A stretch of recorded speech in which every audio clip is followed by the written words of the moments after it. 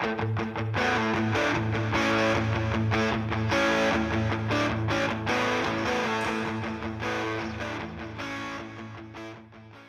everybody, and welcome to Grand Slam KBO, our weekly podcast on the Korean Baseball League.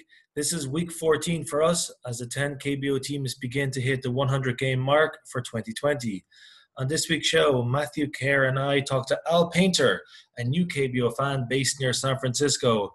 Al talked about his first impressions of Korean baseball, the reason he started following Doosan Bears, why he teach kids Korean baseball as opposed to MLB, and how ESPN could make their KBO telecast just a little bit better. Hall of Fame edition 13 is here, and be thankful because we'll soon start Hall of Shame. We're on Twitter at Grand Slam KBO and at ChiMakeBaseball. We have a website, grandslamkbo.com, a YouTube channel, and you can find us wherever you get your podcasts. My name is Andrew Farrell. Matthew Care is here again. Hello, Matthew. Hello, how's it going? It's a morning. Yeah, the last time we talked, we were having some beers doing our podcast. I think the beers have been put away for now. Yeah, I've got the orange juice and a cup of tea this morning. So give it a bit of time. I'll get the beers out eventually. Yeah, and we're doing this on a Sunday morning because our guest is all the way over in California, Al Painter. Welcome to Grand Slam KBO. Thanks for having me on, fellas. I'm super excited to be here. I think it's going to be a super fun conversation, and hopefully after my appearance on the show, everybody who's subscribed will still be subscribed. Whereabouts are you, just for anybody listening now? You're just outside San Francisco, isn't that right? Yeah, Mountain View, 35 miles south of San Francisco, hop, skip, and a jump, roughly 35 miles. Okay. And your team, the Giants? San Francisco, my friend, yes. Because you're donning a Doosan Bears hat at the moment, and you seem to have built up a collection of KBO hats already. So early first question, are the Bears the team that you like to watch in KBO, yes, or does that matter too much? Yeah. I like the Bears. I do. I like what got me into them was it took me a little while to figure out which team, and you know, in 100% honesty, in full disclosure, I was going on the team whose hat I like the best. That was it. That's where I was headed. Okay. And I like the Dinos logo, but that bandwagon didn't have any room for me, and I didn't want to jump on it. And I didn't know at the time that Doosan was reigning or defending champions. And I just like their hats. They're cool. They're simple. And I love the navy blue and the red combined with the white D right there. So Doosan is my team. Also, Doosan is who I like. Yeah, you were telling us a little bit before the start of the show that you have amassed a bit of a collection of minor league baseball hats as well. Are you going to be going to the KBO's hats as a bit of a collection base as well? Well, it depends. It depends. Like I showed you guys the Dinos hat there, the red and blue D with the gold outline. It depends. You know, if they have a hat that looks really cool and I think would be fun to wear, sure, why not? Why not? How do you get your hats? You get them off Amazon, and how much roughly are you paying for those? Your collection right now, then. Oh no! Oh, I'm sorry. Yeah. Go on, Farrell. You go first. At the same time. I was going to say, so for anybody listening to this who wants to pick up some KBO stuff, are you getting them from Amazon or the team's websites? How are you picking up your? I got the hats from Amazon. Yeah. Okay. Right on. So out of the hats you've got, what would you say is the jewel in the crown for your collection? We talking everything? Yeah, go for it.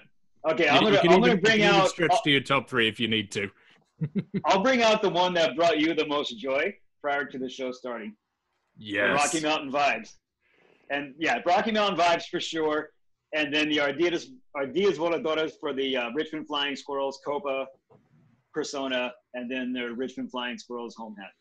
Those are probably, as far as logos go, yeah. I'll be looking into getting one or two of those myself later. Matt, I think I'm very much a hat guy. Yeah, I think you got a bit of room to add to your massive collection of hats as well. Yeah, just a little bit. There's always room. Yeah.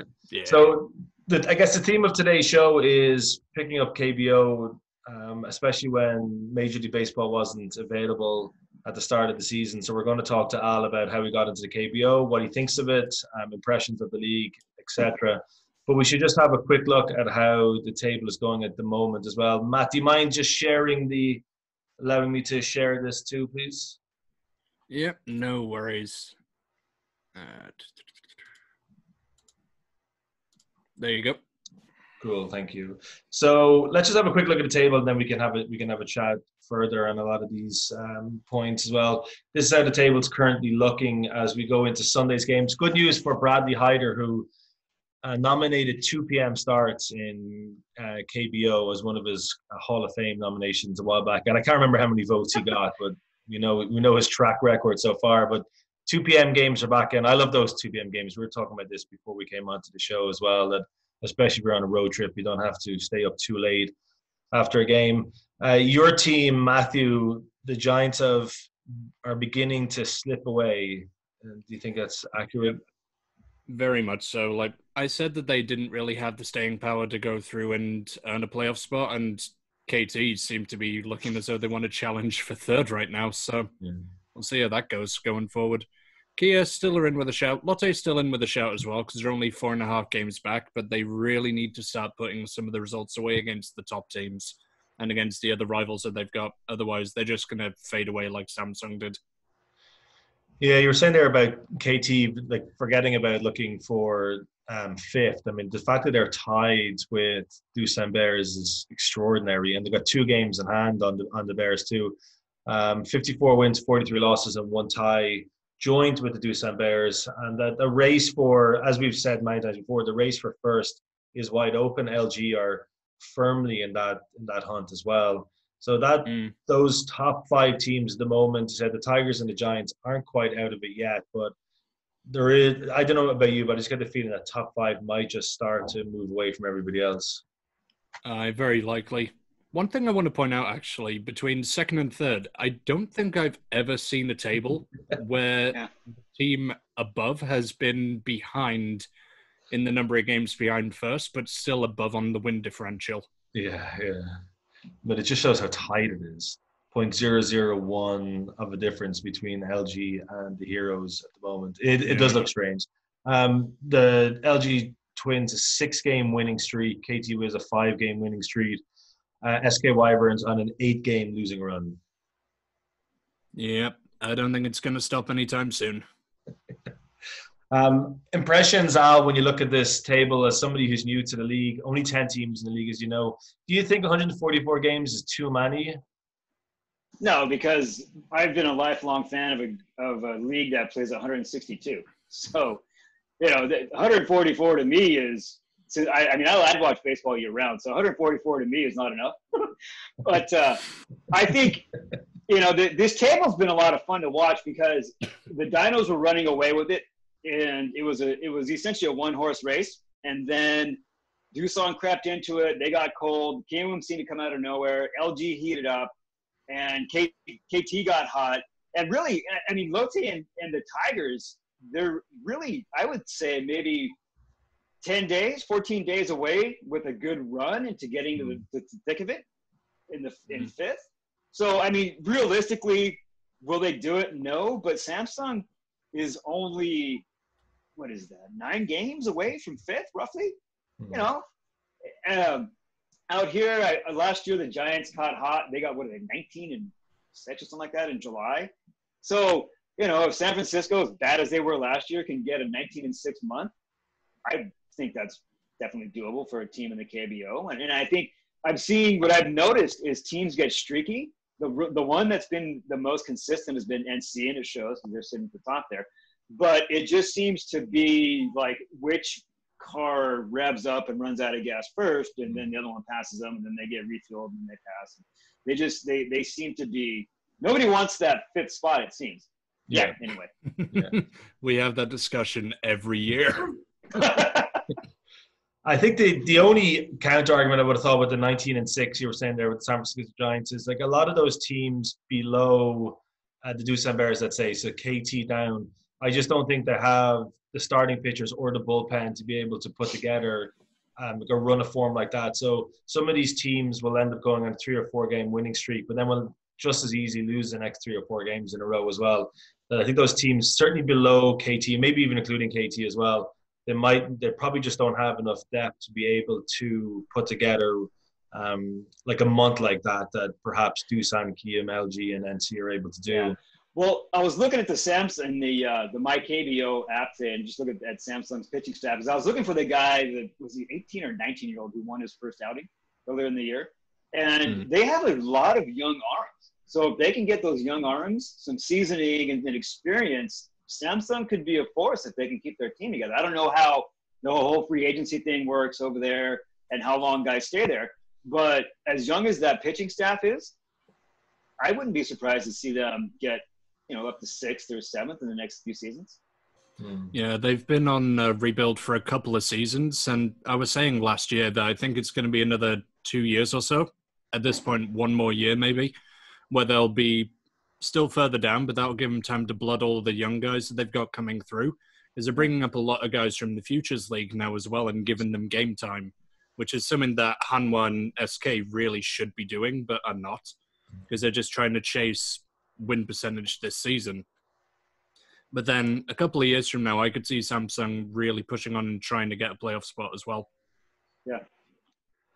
Initial thoughts looking at this as well, because had we had you on the show, I'm going to say a month ago, let's say it was August the 6th, there was a time there when the top 8 teams had a 500 record or better, which we've never seen anything like that before in Korean baseball. Normally the team that finishes 5th, if you finish with a 500 record, the chances are more than likely you're going to make the playoffs in the KBO. This year, it would seem that's not the case. The Tigers and the Giants could finish with the same records they have right now and incredibly not make the postseason in Korean baseball. Yeah, you were mentioning about the long game for the Eagles and their minor league team. Their minor league team is winning the division that they're in right now, in a division that's got the Heroes, Twins, and Bears also in it. And they're winning a game and a half ahead of the next best team. So, yeah, they've got a lot of depth and talent down there in the Futures League, but for some reason, they're just not bringing it up yet. Well, Maybe that's they're what planning happened to do that in a couple of years, or I don't know what their plan is, actually. When San Francisco won their first World Series in 2010, the San Jose Giants, their single-A affiliate, produced Bumgarner and Sandoval, Posey. I mean, basically Belt, Crawford, Joe Panic, Sergio Romo. I mean, anybody who's been an all-star in San Francisco who's been a homegrown or who has been a homegrown all-star came from that team. But when their minor league teams were good in 2008, 2009, 2010 was a good year. When their minor league teams were good 2010, 2011, 2012 was a good year. And the same thing, their minor league success a season or two prior to the World Series title seemed to be directly correlated. So now at the minor league level last year, their AAA club won the whole ball of wax. Of their 5 affiliates, 4 of them were in the playoffs. So I'm really looking forward to seeing how that success system by system through the organization translates into the major league level. So maybe that's something that Hanwha will experience in the next few seasons. Here's hoping. It's so sad because last week we had Virgil Hodges on the show and I heard that. 27 wins and 70. Oh, jeez. It's hard. It must be so hard to. And like, this is not one season. This is, apart from 2018, this is season after season. Now it's particularly bad this year, but for a guy like him who's been here since, I think he said 2014, apart from 1 year, a lot of seasons have been similar enough to this. So I salute the Hanwha Eagles fans for turning up every week before the virus to go and actually watch this team play baseball. So good for them. We'll get to those fans later. Yeah. We want to have a chat with you, Al, about following KBO for the first time. So if you want to give us a brief introduction, and so you started following KBO this year when Major League Baseball hadn't returned yet. Yes. One of the people that I trained, she said, hey, did you see the story in the Times that ESPN is going to be broadcasting the Korean baseball organization? I'm like, no, I haven't. So I started digging into it. And I found Danny Kurtz and then Daniel Kim on Twitter there. So I followed them. And then I found ESPN. And the first game I saw, they had an Eric Thames interview. And I was hooked after that. To see that guy's enthusiasm and passion and love for his experience, which seems to be universal from the players from the States who have gone over there and come back, they rave about the experience. They rave about the fans. They rave about the culture. They rave about the stadiums. They rave about the way the game is played and how much they learned and just how wonderful and genuine everybody was over there and how well they were treated. And when, you know, just seeing his enthusiasm come through, I was like, oh yeah, I'm in. I got to get a hat. I'm in, you know, and I needed a baseball fix, and the KBO did it because it was baseball. I mean, when you're used to 48 years of one thing happening every February to October, and it's taken away and it doesn't happen. And I know why it was taken away, and I'm not belittling the bigger picture because, you know, the situation was terrible. So I completely get that. But then when there's a ray of hope, you run as fast as you can towards that to watch it and just get that feeling. I mean, that biggest part of wanting to get into KBO was just to feel normal, have that normal experience and something that I could look forward to every day. That was a 2 to 3 hour escape from what was the seriousness of the world, you know? So it's been a really nice thing. Plus, not being able to get to San Jose Giants games with my family and just see the joy on my children's faces in stands and watching them run the base paths after the game and just going and having a great family memory a couple times a month, it was imperative that, okay, kids, you're going to follow the Bears and we're going to have fun and we're going to watch the KBO every time it's on. So now they're little Bears fans. I guess what would they be? Little Cubs? I don't know. They're little Bears fans and they love watching the games. And today I got to watch a broadcast with the Korean announcers. Oh, that was great. That was great. I felt like I finally got the flavor of the league. And, you know, the was it 10%, whatever the percent full with the capacity of the fans. But ESPN, they kind of, I don't say they numb that a little bit, but the broadcast didn't do that justice. So to be able to hear an authentic broadcast of something that I've gotten into recently was really, really cool. I really enjoyed that. So you mentioned that you've heard it now with like the English commentary and the Korean commentary. Like, it sounds like you're definitely leaning towards one, but what exactly is it about the Korean commentary versus the English one? What style difference is there that makes it so appealing to you? Honestly, it's so when I initially got into the KBO group on Facebook, there were 3 posts. There were only 3 posts that people put up. Where can I get merch? What team do you follow and why? And this is the reason why ESPN is destroying Korean baseball. I mean, those are the only 3 posts, right? So there was always my merch has arrived. Look at the picture of it on my bed. That's right. Yeah, you jealous slobs. Look at me and my lid and everything. Yeah, right. How long did it take you? Oh, it took me like a day and a half. I knew a guy and he sent it FedEx overnight. Well, and I still haven't gotten my stuff. But there's actual enthusiasm from the Korean broadcasters for the game. They are interested in the game that's in front of them. The game in front of them is not supplemental to something else. Yeah. Right? It's not a talk show. It's an actual baseball broadcast, which I really, really like. And that's what I'm used to. I mean, we are, as Giants fans, we are super spoiled because I feel that we have the best broadcast crew in baseball. John Miller, Dave Fleming, Dwayne Kuiper, and Mike Krukow. So to me, they set the gold standard of how a baseball broadcast should be done. And when ESPN turned it essentially into a really civilized version of Pardon the Interruption, it was cool to hear from Daniel Kim. I enjoy his insights. And the LG Superfan was probably one of my favorite broadcasts. And it's really, really cool. But it was kind of like, okay, we're going to show this thing because we're waiting for this other thing. And we'll wait for this other thing, and we'll keep showing you until this other thing decides that they're going to be a thing. And then we're just going to hand you off to your aunt and your uncle, and we're going to go on vacation for a while. You know? So I think that the Korean broadcast was just, it was amazing. And I just enjoyed it. I was a lot more energized listening to it. I didn't understand what they're saying, but the tone of the words, and since baseball is universal, a strike is a strike everywhere, right? A home run's a home run everywhere. You know what they were saying just by watching. And ESPN was like, they would go to, like right now, there's the 3 of us on Zoom. Like, that was the broadcast. We're like, there's a game.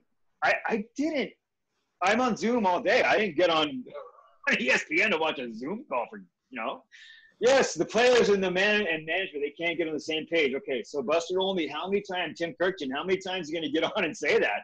How many times are you guys going to have Tim Kirkton on and just try to get him riled up? It's like, I don't want to see that. I love Eduardo Perez. I really liked his stuff. Yeah, and Jess Mendoza, when those two were together, that was a great broadcast. Because they would actually get into it. And I think they wore jerseys too.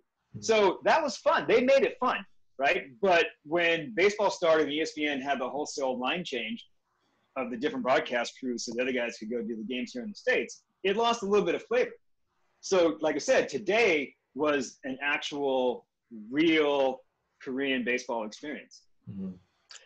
You're destroying Matt here. Matt loves a bit of ESPN time. He's hoping to be back on there again soon and display all of his uniform and hat collection as well. So, but you're right. It is a set of stuff ready for them, man. I was gonna come over to your place, and then we got the alert that it's going up to 2.5, and I'm like, nope, back in the house.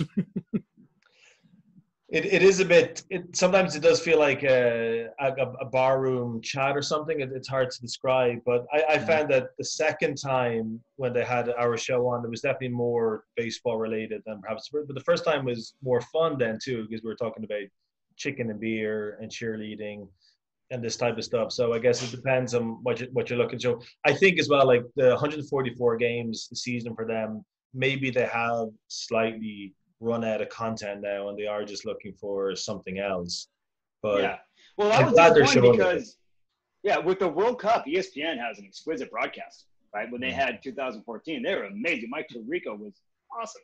So I was expecting to get background story on the teams and the players and the history of the league and sell me on KBO on why it's such an awesome thing and give me that flavor that you do justice to Major League Baseball with. And I think that's one of the areas where they kind of fell short. And it's the opportunity that I think they could do really well. If they broadcast it in 2021 and they tighten things up just a little bit, I think ESPN could do really well with the KBO.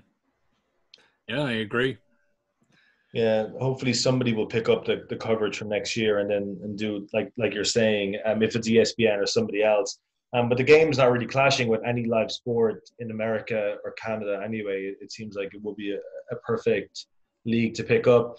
What were your initial thoughts then on KBO? Because you're obviously coming at this from a major league and a minor league standpoint. When you think about things like the players, the teams, the ballparks, the umpires, what in particular really kind of stood out for you, like your initial thoughts in this league? I thought it was really fun because it seems like no lead is safe. So it was like watching a game from Colorado.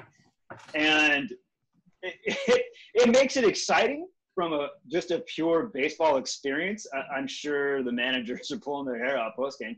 But from a pure baseball experience, it's just fun because you don't get a boat race in Major League Baseball all that much. Now, I realize the Giants put up 23 against Colorado the other night. But for the most part, that's an anomaly, right? Double-digit scores at one point seemed to be the norm in the KBO. And it was a lot of fun to watch. I really enjoyed it. I love a good pitcher's duel, but I don't want to see a good pitcher's duel every single time I watch a ball game. And it seemed like that was translating into the players playing a sport or playing a game, something that we did as kids, on the sandlot and in the backyard and everything else. They seem to be enjoying themselves. And then the fan base, I mean, you can't say enough about the fan base, the YouTube videos that people put up and just the energy and the passion that I have only seen in a soccer match in the stands. I mean, it's got to be just an amazingly mind-blowing experience to have that kind of energy around you for 9 innings. I mean, I would be absolutely drained after a game because you're just putting out so much, but it's got to be a blast. I love the bat flips. I think to be able to do a proper bat flip and the next three guys don't wear a fastball in the ribs, I think is great. I think it's a lot of fun. The bat flips are cool. Yeah. And I really like that a lot of the lids that the players wear aren't fitted, and I still don't have an answer as to why some were adjustable and why some were the fitted lid. It kind of took me back to a kid, because if you had a fitted lid of a team when I was growing up, you knew somebody who worked for the organization of the team that you supported, and so it was like a thing, right? It was cool, but it brought another element of fun, and to that point, I mean the curving of the bill is an art form in the KBO, and I love it. I love it. I really do, because to have a hat with a proper curve is so looked down upon. Here in the States, the coaching that I've done, like, hey, coach, it should be flat. Your bill's got to be flat. That's not how I was raised, man. I was raised that you put a baseball in the hat, right? And you put rubber bands around the baseball overnight, and then the next morning you got a proper curve. Nice. Right? Yeah, like so many of the hats these days are like these new era ones, like this one here, where it's just this flat bill and then it naturally curves over time as you sweat through it. It's like, nah. Put it over even like one of those massive baseballs that I was putting up for the Hall of Fame last week. Put a hat over that, a couple of elastic bands, boom. You'll have a good curve in no time. Right? Yeah, definitely. I love that the pitchers get shelled, but the managers leave them in to clean up their own mess. So there's kind of like a teachable moment. And I don't know if that's more a factor of bullpen depth than anything else, but I think that's a really cool thing, because I think Major League Baseball managers have too quick of a hook. Let a guy get in a mess and see how he reacts. Can he get out of it, or does he implode even more? If I was a manager, I would want to know in a pressure situation, I got a guy with bases loaded, no outs, and he just walked the last 4 guys. Can he get out of this mess? And I want to know that my players behind that guy are still going to support him, right? So I think it's kind of cool to see that. I love the mascots. I love that the mascots had masks on too. That was really cool. I think that was fun, because they brought light to a very serious situation, and I think that was brilliant. I really do. It was really cool, and I love that a guy my size, 5'8", roughly $170, he hit a home run and be a factor in the game. That makes me very happy. Yay, playing below the rim. The pitchers are filthy.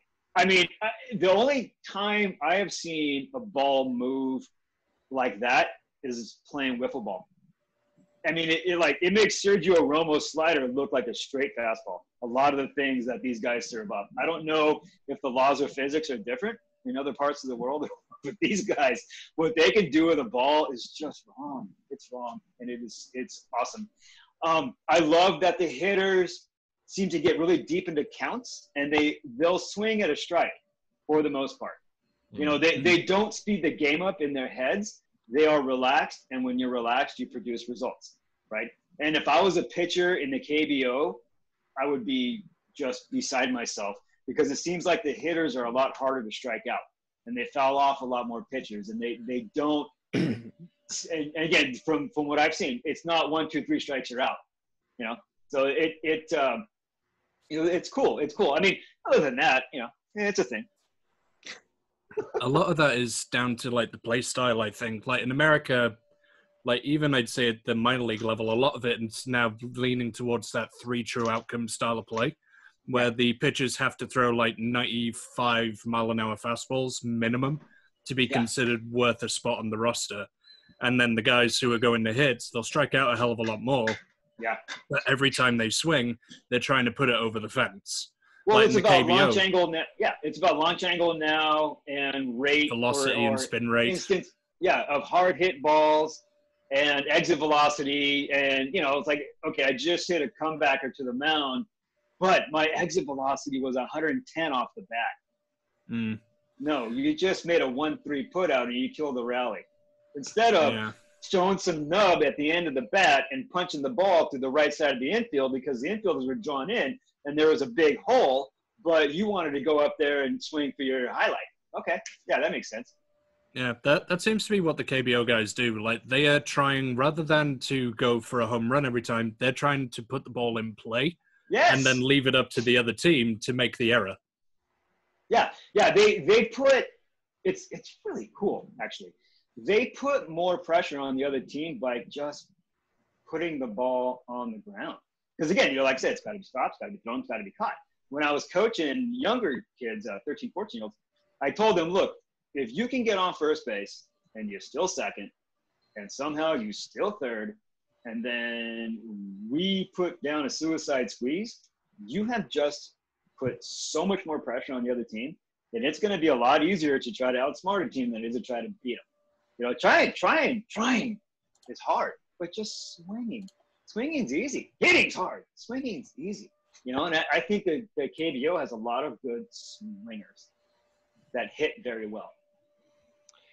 Yeah, so actually, you might as well go on to this point then, and I know Matt is definitely interested in this too, because something you mentioned to me a long time ago was you believe, as a former high school coach yourself, you believe that the KBO is a good example to show young baseball players how to play the game. Can you expand on that a little bit more for us, please? Yeah, definitely. I think that it's a good example of a station to station, keep the line moving, play catch, hit your spots brand of baseball. I think they show really, really well that a lot of good things can happen if an outfielder throws a chest high strike to an infielder who can shuffle, right, and catch it and move on to throw to the plate. I think they do a really good job of stop the ball up the middle, give your somewhere around between the belt and the chest, and then just play catch with your first baseman. And it's fundamentally very sound. I think the catchers do a wonderful job handling the pitchers. I think that you don't have that as much over here because the pitchers, it's like in Bull Durham, right? When Eddie Nuke-LaLoosh wants to throw a fastball, and Crash wants him to throw a curve, and Crash tells you believe this guy, Charlie? The game he's having, he's shaking me off. Charlie, a fastball is coming, and when you speak to me kindly. And he just goes like this. He goes, come on. And Charlie just, bam, hits one off the bull, right? So I think that doesn't happen as much in the KBO.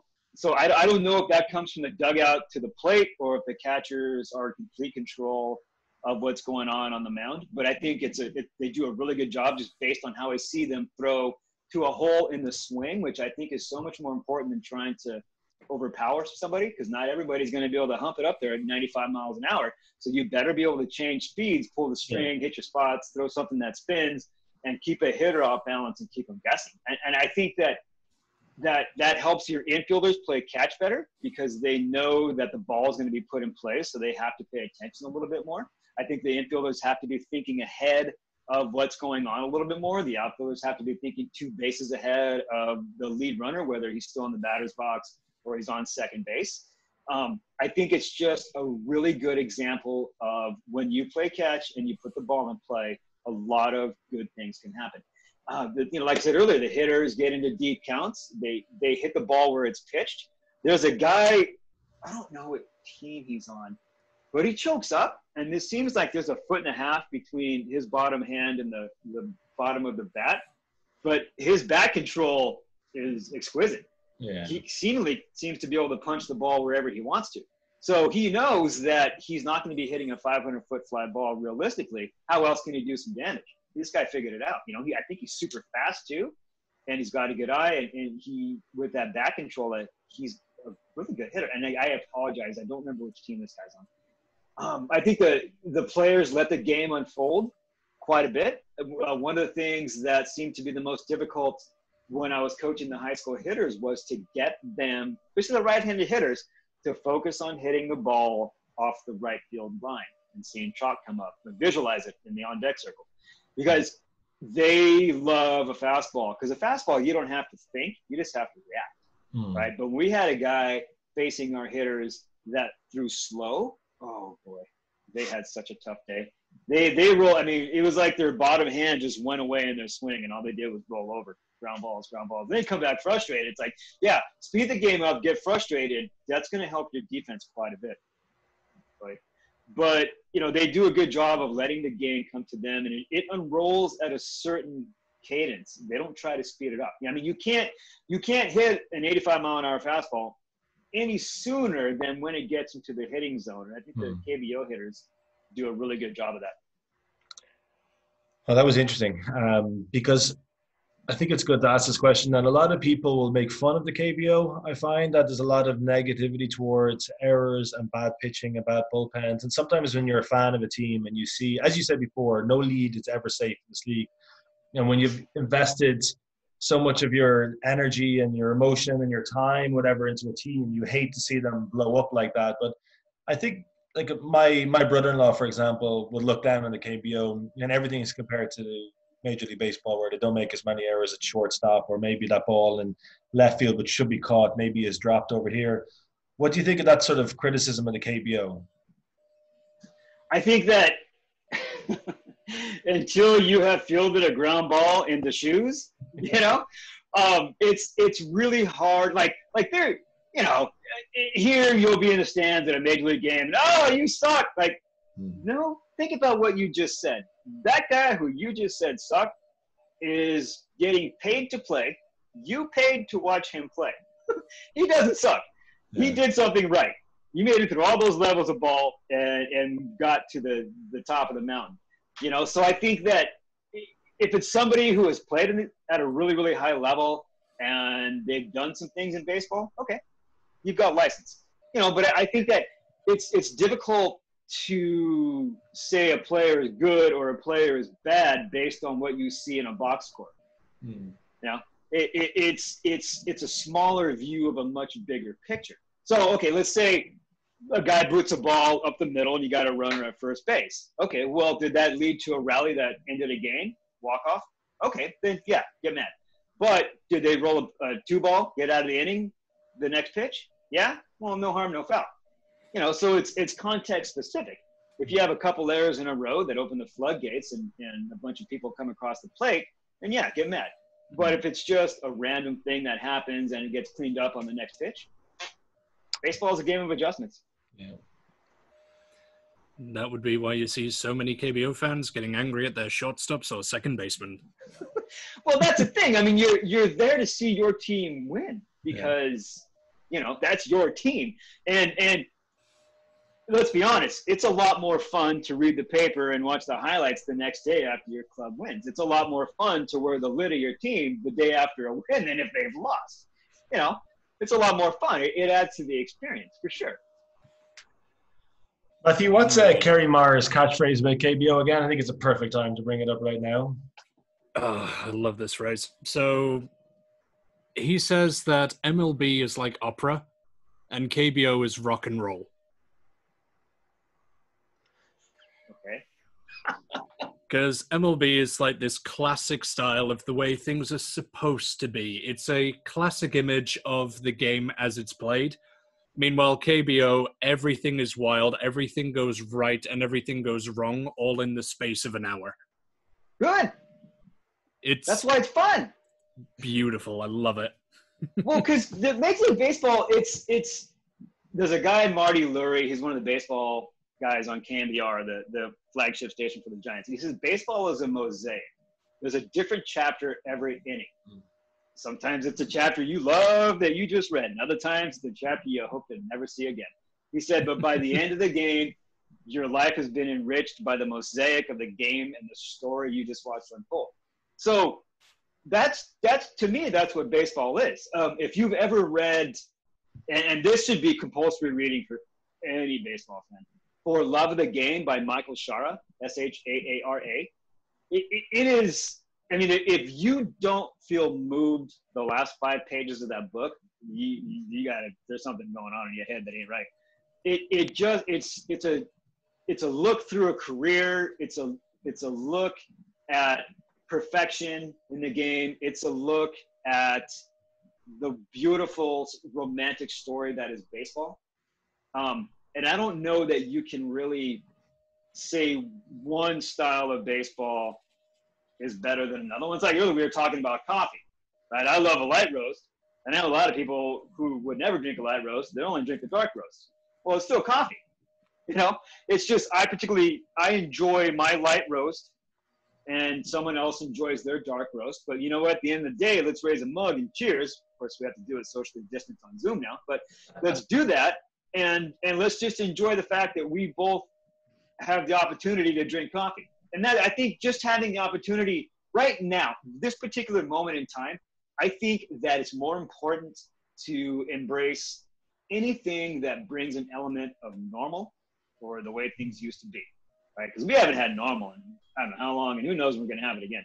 Yeah. So baseball is one of those linchpins of normal. And I don't know that you could put it in a bucket of opera or rock and roll. I mean, I love, I'm from the Silicon Valley where there's a startup born every 5 minutes and the rules of engagement change every 20 minutes. So I'm cool with the way the KBO plays, where it's feast or famine every other pitch. I'm okay with that. It makes it more fun to watch. Baseball's too scripted. Baseball and Major League Baseball, I love it. I'll always be a fan. But it's formulaic, especially now the way that sabermetrics are getting into the game and teams are picking their rosters based on a spreadsheet rather than a gut feel the manager might have. And it's got it's the Moneyball thing, right? It's got its plus and its minuses. But I think that it's taking away from some of the natural romance the game has garnered over the years. And that's why I like the KBO, because KBO is like the Wild Wild West. It's still fun. It's unpredictable. It is, and I think that's the beauty of the KBO, is it's not predictable. I haven't followed long enough, but who would have predicted that the Dinos would blow a double-digit lead? Maybe you guys did because you're familiar with the KBO and I'm not. But to me, that's like double-digit lead. No, you better get the champagne show for October because it's time to drink. That would have shut down baseball. We never really predict it. We just predict and then hope for a meltdown. Usually, we love the chaos of it. Yeah, it's that's what it is. It's organized chaos, and it's wonderful. I love it.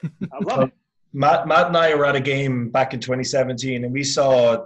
I think the record still stands today. It was definitely the record at the time. The biggest ninth inning meltdown in KBO history. The Tigers were playing against. The Tigers playing against the Heroes in the Gochak Skydome. They had a 6-run lead into the bottom of the ninth and managed to lose the game.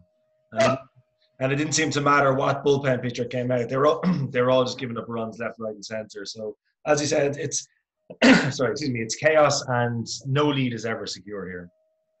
No, and I think that's the beauty of it, right? And I think as a hitter, that should give you more confidence later in a game. And not being a statistician and knowing the stats inside and out, my suspicion is batting averages are probably a little bit lower. Innings 1 through 3, they may stabilize.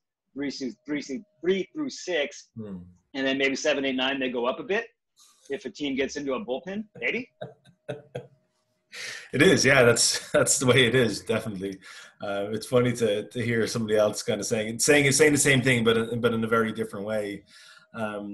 Yeah, for sure. I saw a game a number of years ago too, where I remember there's a San Francisco Giants fan he's a friend of Matt. He was on our show a couple of weeks ago. And I think the Wyverns were 12 runs up on the Tigers at one point. They clawed it back. The game ended 19-17 for the Wyverns. But that they blew a 12-run lead, and then the Tigers managed to turn that around, go 5 runs up on them, and then blew that lead themselves. So yeah, it ended 19-7. It was a scoreline. It was something absolutely ridiculous like that. Well, but see, to me that's fun, right? Because here, if I pay, I'm staying to the last out. I don't care what the score is, and that's because you go to a baseball game. You go to a baseball game to experience it. Now if you got to be a doctor, you got to go deliver a baby, then sure, leave early. But if you don't, stay and enjoy it. You might see something you'll never see again, because if you leave and you're listening to that rally in the car, you're kicking yourself for the rest of your life. Yeah, it's madness. Like, I keep reading things online about MLB wanting to speed up the game, wanting to get the games down to like 2 hours or something like that, or 2.5 hours tops. And then you have monstrosities like the NC-LG tie the other day, which ended up being, a 5-5 tie after 12 innings?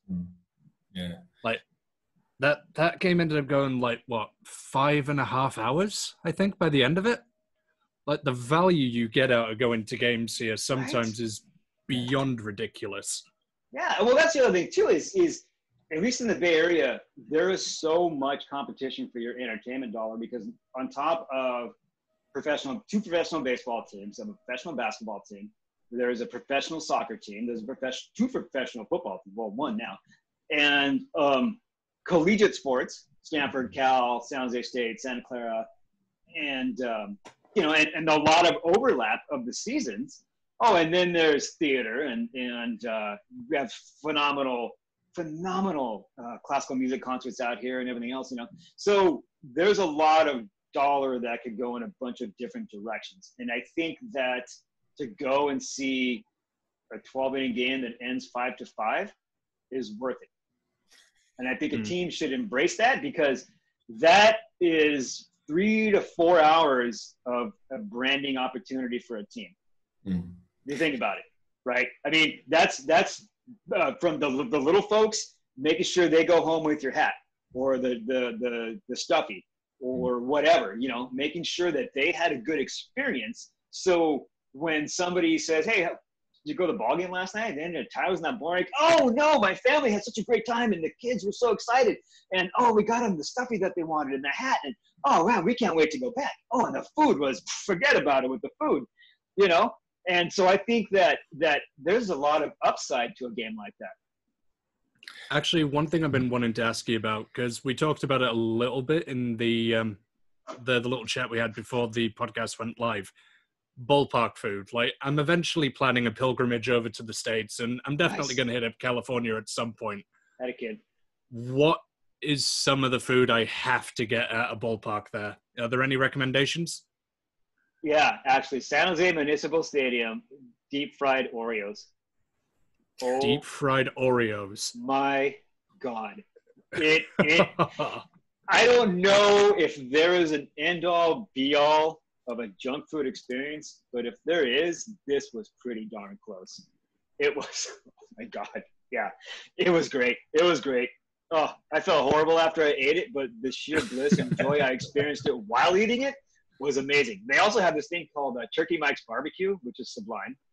San Francisco has really good food. They have really good food in San Francisco. It's going to cost you about $37 a bite, but it's really good.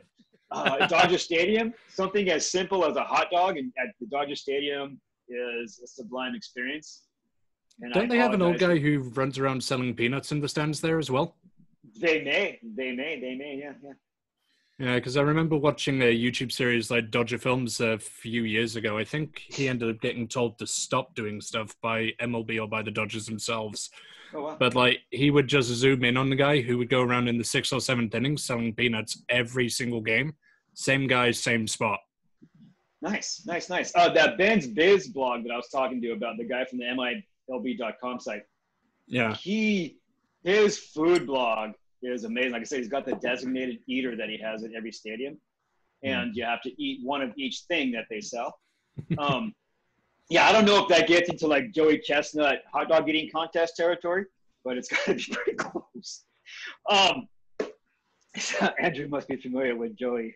Yeah, that's a good reference. I was going to say something as well, because you mentioned prices. You said like $37, whatever, and Matt was talking about a 5-5 game that goes to the 12th inning. The fact that if you were at that particular game that Matt was talking about, your ticket would have cost $10. Your beer cost your liter of beer will cost $4.20, give or take.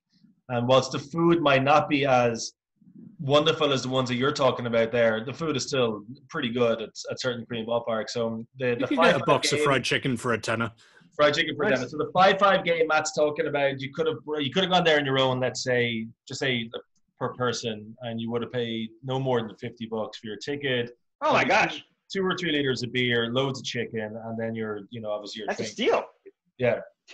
The San Jose Giants. This is what's great about minor league baseball. They have these promotions, right? And they have this thing called the beer batter at San Jose Giants games, and they pick a guy from the other team.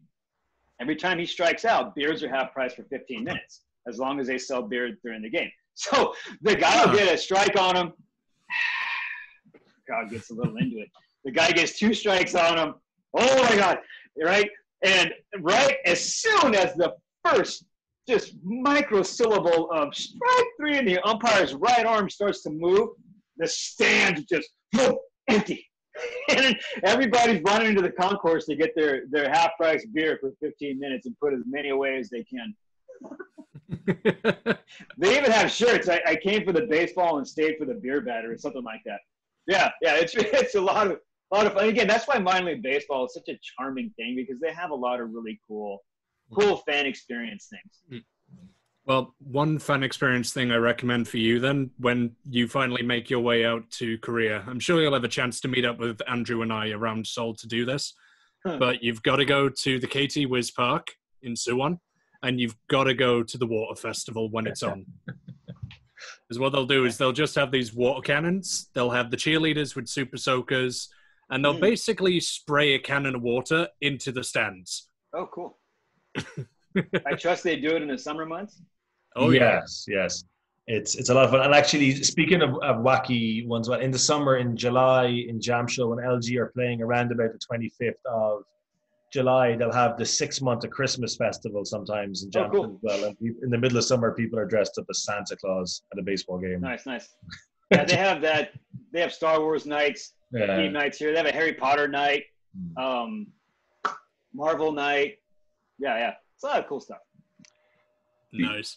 Before we go on to the Hall of Fame, then, just before we wrap up this particular part, but you're mentioning, you said a lot of stuff here, which is great. Like, I love listening to the views in this league from another voice, but you're talking about potentially coming over to Korea in the future, hopefully bucket list and all that kind of stuff. Is there a ballpark that really stands out, one that you really want to come and visit? Oh, boy.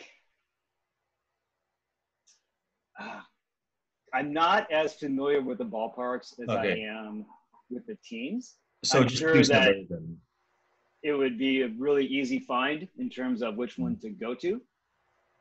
And like Matthew just said, got to go and get food here or the water festival thing. Yeah.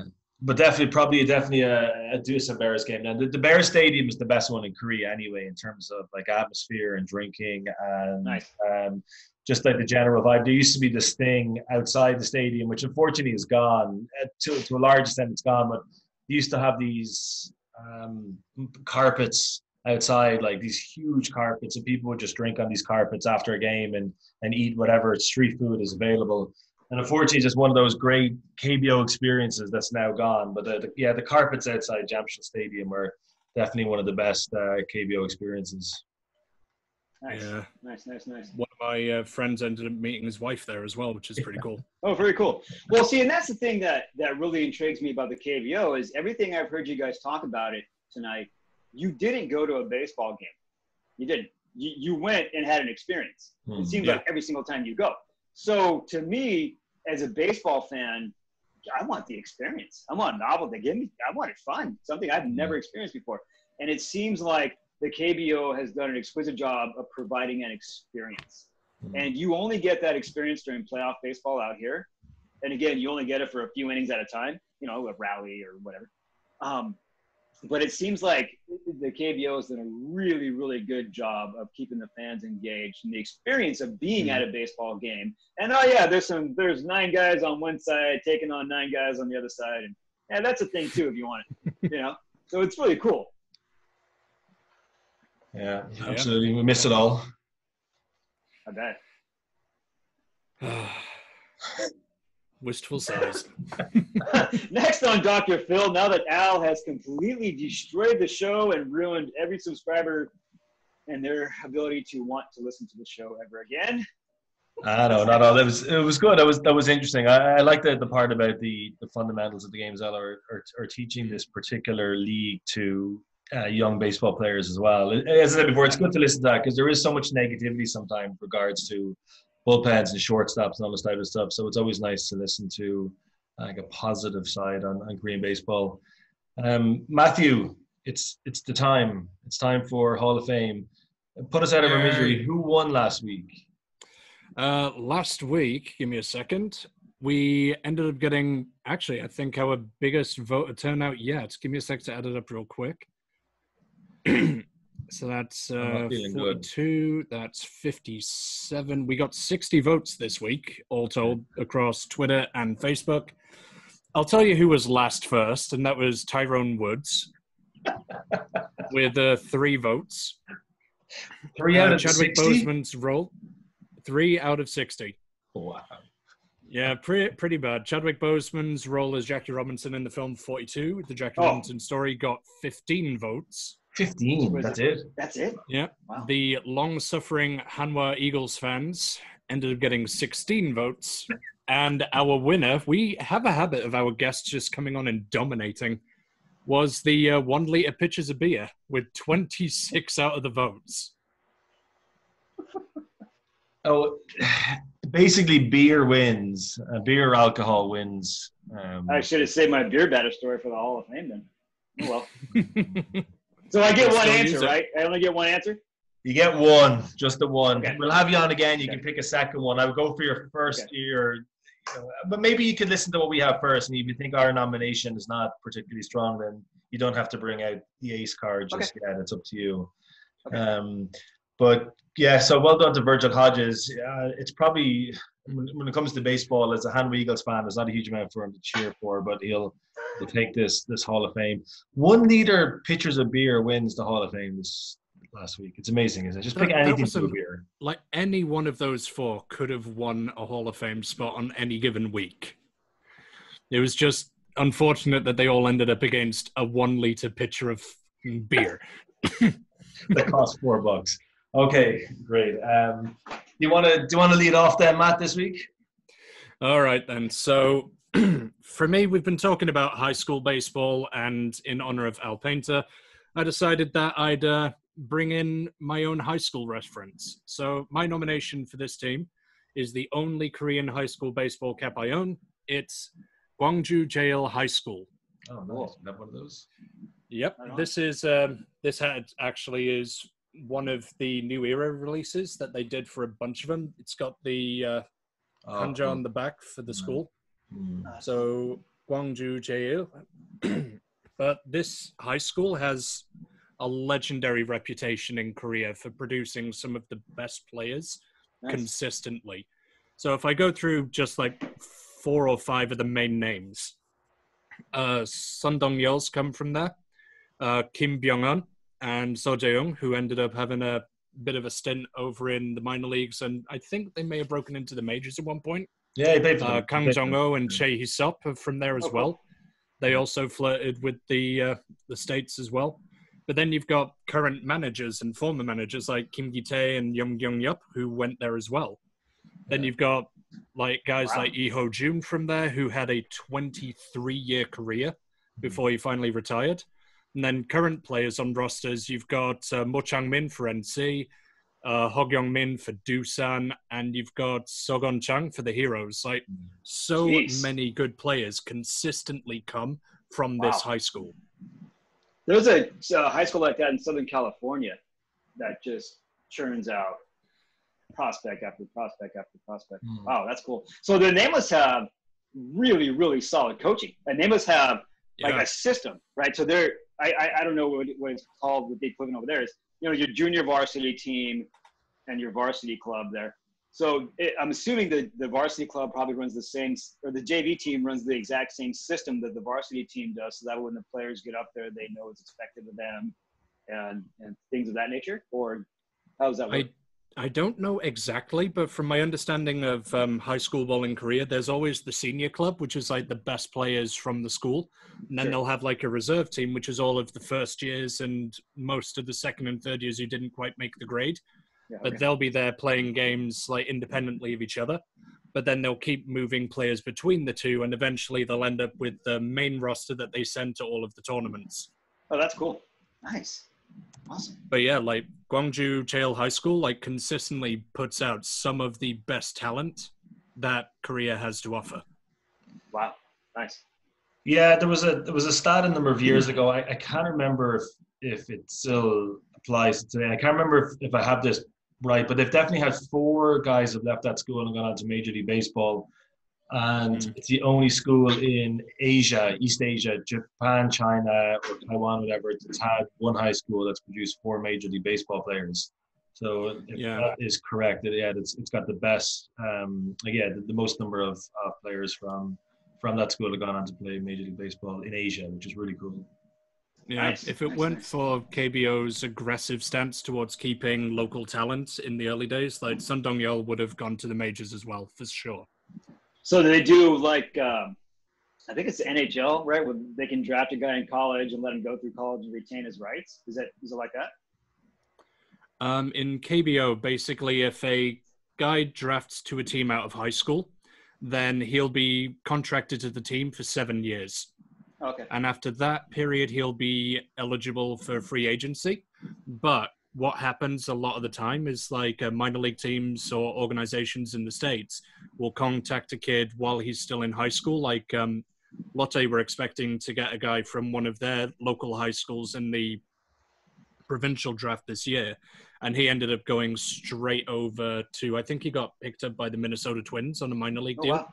Nice. So he's going to go through the farm system there for a few years. But if and when he comes back, hopefully he stays over there and he is wildly successful. But if it comes to it that he comes back, because it's happened to quite a lot of players, like, what was it? Lee Dae-hyun, I think it was.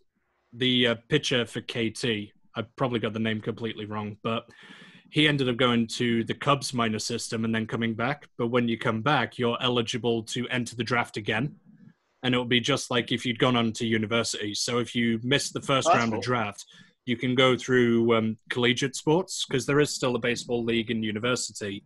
And guys like Na Sung-bum ended up going through that system and then getting picked up after a couple more years of amateur development. Nice. So the collegiate system over there, like over here, it's pretty rich. I mean, you got Wichita State and Fullerton and Arizona State and Texas and Miami and yada, yada, yada. Is it a thing there, or is it more common for a player to say, hey, thanks, Doosan, for this piece of my university to go play with them on scholarship full ride? I'm not too sure about that, but in terms of the level of expected talent, like university, they still have a good level of development there, but high school is basically the be-all and end-all of sports here. So if you're not drafted out of high school, getting drafted in university is extremely rare after that. Okay. So then the Korean national team, like one that would go to the WBC, is that essentially a KBO all-star team? Or do they take collegiate players and really, really high-level high school players? Or they'll take a couple of really high-level players, but it's mainly just an all-star team. Okay. Yeah, because Korea has like an incentive program to let players avoid military service. So if they go to the Baseball World Cup or the Olympics or whatever, I think Olympics, they would have to get a good event like that. They would have to get a gold medal. But if they get that, then they earn military exemption. So rather than going to the military service, they would do a couple of weeks or maybe a couple of months as like an officers training program or some kind of local placement. And then that would be it. Done. Okay. So is there any type of like UEFA league or Champions League tournament between KBO, NPB, and CBBL? Unfortunately not. There is not at the moment. I would love to see it if they did that. But for now, it's only limited to the Asian Champions League in soccer. It hasn't really extended to baseball yet, but I would love to see that happen. Yeah, I mean, I would to grow the brand. I would think that would be an amazing thing. I remember we talked about this before with a guy who was on the show in 2017. He was saying that the KBO, but I don't know how accurate this is, but he was saying the KBO just had no interest in doing that at all. There has been, every now and again, there's a Japanese team that plays in the minor leagues over here. It's like SoftBank or something for the last couple of years. Yeah. But they don't even play, like a lot of the Korean teams will go to Okinawa or somewhere else in Japan to play spring ball before they come over here. But it'd be cool even if they did like European style preseason friendlies or something with Japanese teams. Would be pretty cool because the season started around the same time. It'd be nice if like a Japanese team came to tour in Seoul in April and March before their season started, and the Korean team went to Tokyo or whatever. But it just doesn't work out like that. They just play against each other all the time. The Major League Baseball used to send a contingency to Japan after the regular season ended, and they did a barnstorming tour. And I apologize, I don't know if that's still a thing or not, but that was kind of fun to watch. Yeah, I remember reading a bunch about that in another bit of essential reading for those who want to get into Asian baseball. Go to Hanwha. Like that book has a lot of information about the MLB All-Star teams going over to Japan and about the different American players that would end up inside of baseball in Japan. Great read. Oh, nice. Okay. All right, then. So moving on, we've had Gwangju Jeil High School. Andrew Farrell, would you like to have the next shout out? I think we need to start doing a Hall of Shame at some point. I feel like I'm really running out of things to do here. And like, if it's a beer-related one, the chance that you're going to win. But I feel like we'll have the beer special later on. Yeah. I feel like we've covered a lot of the beer market. The next one I'm going to do, unfortunately, might mean much to Al here. You mightn't get the reference, but hopefully a lot of the people listening to this or who find your poll up on Twitter and Facebook will recognize what I'm going to say. I'm going to nominate a player. It's the second time I've nominated a player, and I know you've nominated Tyron Woods and Brad nominated Eric Thames before. I'm going to nominate a retired KBO baseball player. He's a one-club man. He was drafted by the LG Twins, but he never went on to play for them. He only went on to play for the NC Dinos instead. And he's a catcher, but I'm nominating him not because of his talent, because the guy finished with a career 135 average. But I think it's really cool that in this league, at one point we had a professional baseball player whose name is Tae-won. So I'm picking this guy just because of his name and the area, the very infamous area in Seoul that goes by the same name. I just can't think of too many other examples where players' entire name is the same as a really like a symbolic area in a city, which has a good and bad meaning, unfortunately. But I think it's really cool that the baseball player's name is the same as an area like that. That's my nomination. All right. That is not where I expected that was going to go. I thought you even saw me doing the Pak Yong-taek movements. I thought you were going to go with him. It's looking like he's going to be retiring this year. Yeah. In San Francisco, what's like the name of the big party area that maybe previously had like lots of prostitutes and all this type of stuff and cheap alcohol, whatever? Is there like an area like that in San Francisco? Asking for a friend.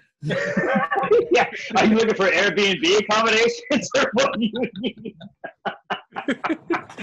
Oh my goodness gracious, sakes alive. Oh boy. You know, I worked in the area near Oracle before it got built, and that area has come a very, very, very long way. It is kind of the place to see, be seen, and it's got a vibe there now. South of Market, I think it's South of Market, 8th and Townsend area.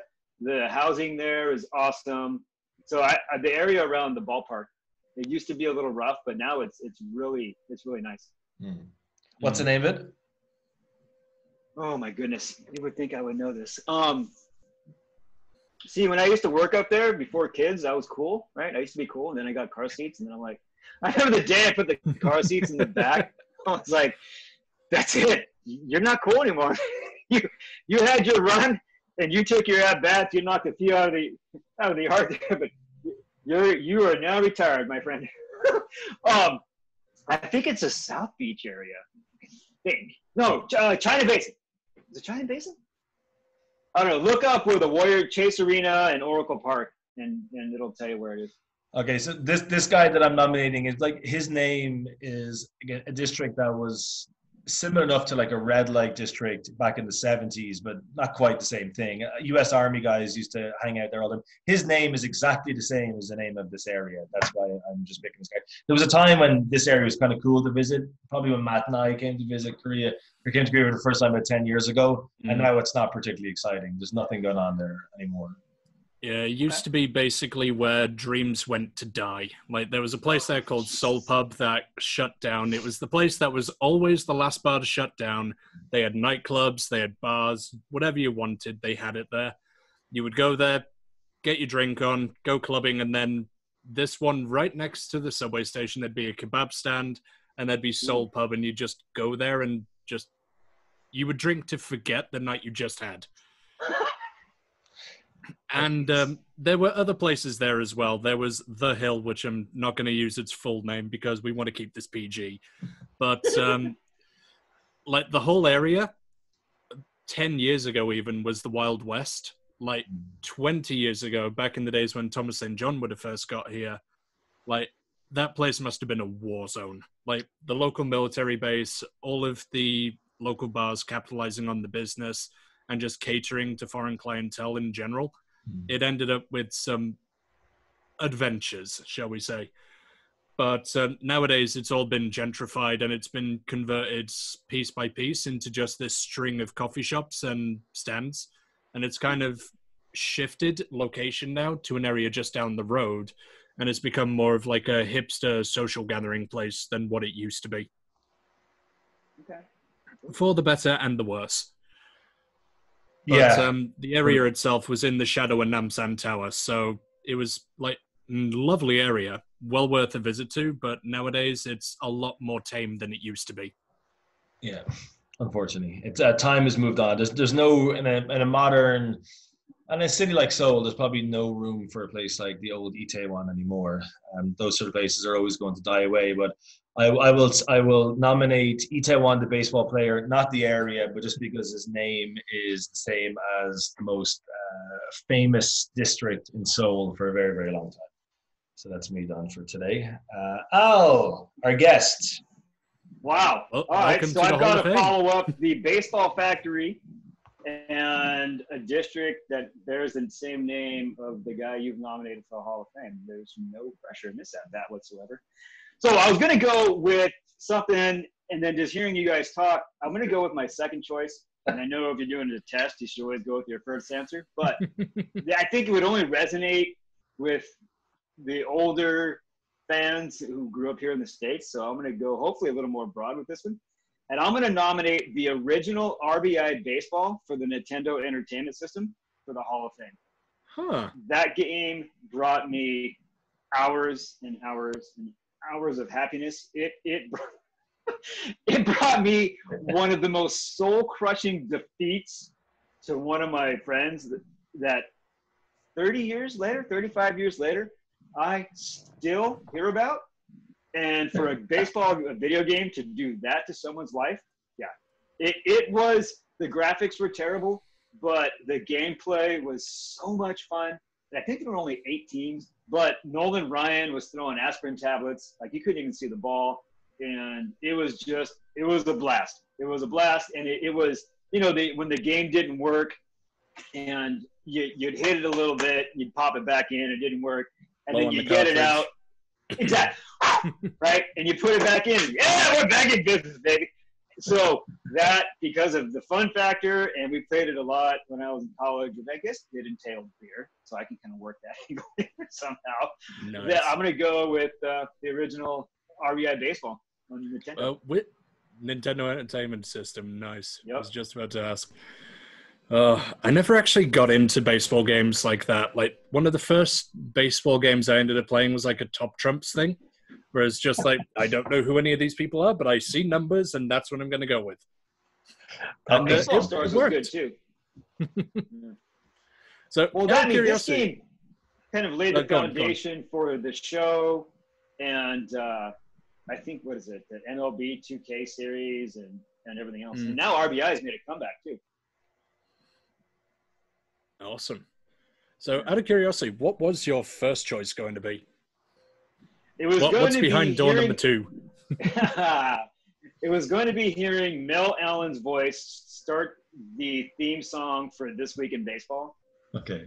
That was, I mean, because you would do a triple header, right? You'd do Pete Rose's baseball bunch with the San Diego Chicken, and it was an instructional. He'd have a bunch of kids on. He would teach them how to play the game. I think Gary Carter took it over at some point. Anyway, and then from there, you'd roll into This Week in Baseball. And then if the Giants managed to get like a millisecond of time on there, like my week was made. And then from there, you'd roll in and polish off your triple header with Joe Garagiola and Vin Scully doing the game of the week.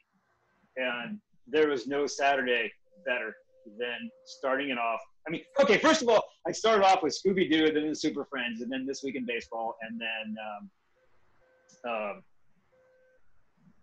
Baseball went This Week in Baseball, and then Vin and Joe. Yeah. All right. Yeah, you were saying that the game, like the R.B.I. baseball game's coming back now. Like, have you challenged your friend to a rematch for that? avenge that No, loss? because he's the kind of friend that has already said, I will never play you again. I will always hold this victory over you. Oh, he's one of those who plays one game and then retires undefeated. Yeah, exactly. And it's just kind of like, Oh, come those on, ones are just the give me another worst. shot of the title. And I remember it. It was a walk-off home run and a 2-strike count. And it just and he literally ran out of our apartment with his hands in the air, screaming and running through the carport. And I'm in the house just making words up so that I could put together because I was so mad. And, oh, God, it was quite possibly the low light of my life. But I did get him back in Tecmo Bowl, which was another phenomenal video game. Yeah, I got him back on Tecmo Bowl. I mean, Disney could not script this game any better. He was on the 1. I'm down by 6. Time running out in the 4th quarter. He coughed up the ball. I picked it up and I ran it to the house to win. Oh, my God. It was amazing. Well done, man. Well done. Yeah. Well, I mean, that's the thing, right? When you get the fellows together to play video games, you are reduced to the most base level of human behavior. I mean, it's terrible. You can't have kids around. It doesn't work. Well, that's why they call it the kids' game, baseball, isn't it? Like, you just don't get older. You just get bigger until you can't play it anymore. Video games are exactly the same thing. Like, you put a video game in front of a group of guys, and then they just become those big kids again. Oh, yeah. Sounds like you and your friend are desperately in need of a rubber match. I think so. Maybe FIFA. Play a little rubber match on FIFA. Oh, nice. I love those games. Those games are so much fun. I played PES, Pro Evolution Soccer. The gaming experience itself to play a proper game of football is really, really, really, really, really good. Their game engine is good. Their graphics are amazing. The only knock is they don't have the licenses for a lot of the leagues, so it kind of takes away from the experience a little bit. But as far as playing a game of soccer, Pro Evolution is phenomenal. Yeah. Yep. Championship Manager is a great game as well. A different style of game where you're not playing it, you're just like picking a team, managing a team, but you're not playing it. But Championship Manager is one of those great football games as well. What I was more of a Pro Evo guy. Yeah. Championship Manager is PC, I believe. Yeah. Okay. Is going to there are only 2 conversations that are worth reading the comments on in a tech article. Apple and Android fans going at each other tooth and nail.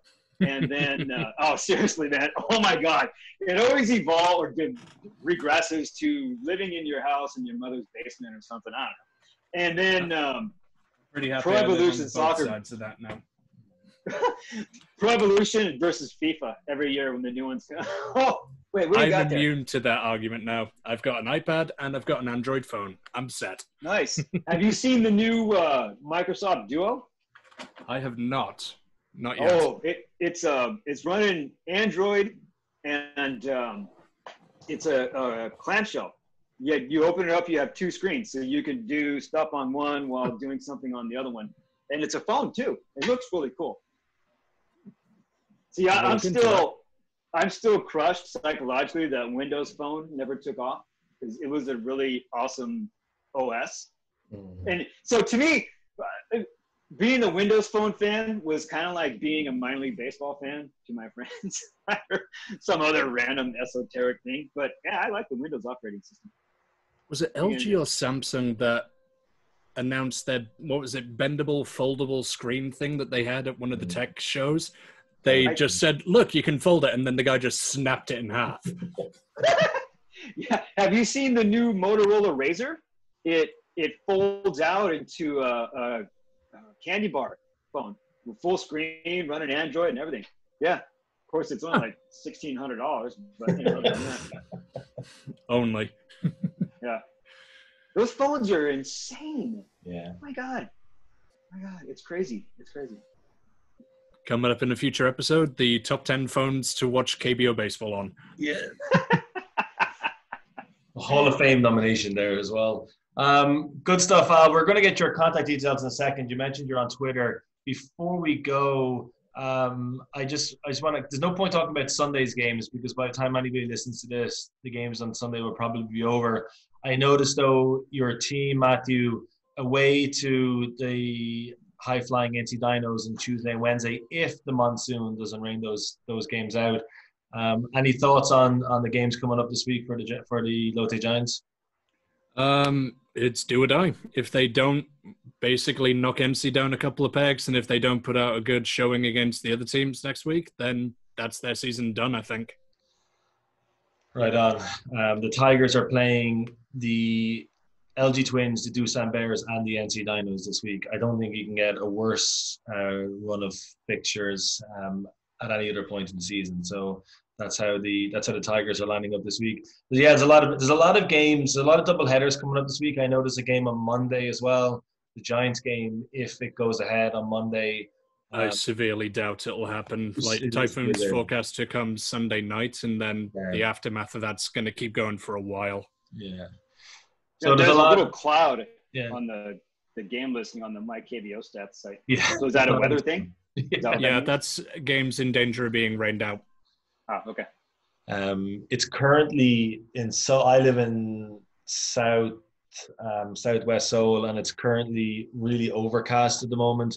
And every time you see weather like this, you're looking to see where the Kiam Heroes are playing, and unfortunately they're in Incheon today. Oh, sorry, that's next week. Yes, unless the Giants or unless the Heroes are playing at home, and they're playing the KT Wiz at home today. Yep, so, KT Wiz in the Dome, so that game is guaranteed to go ahead.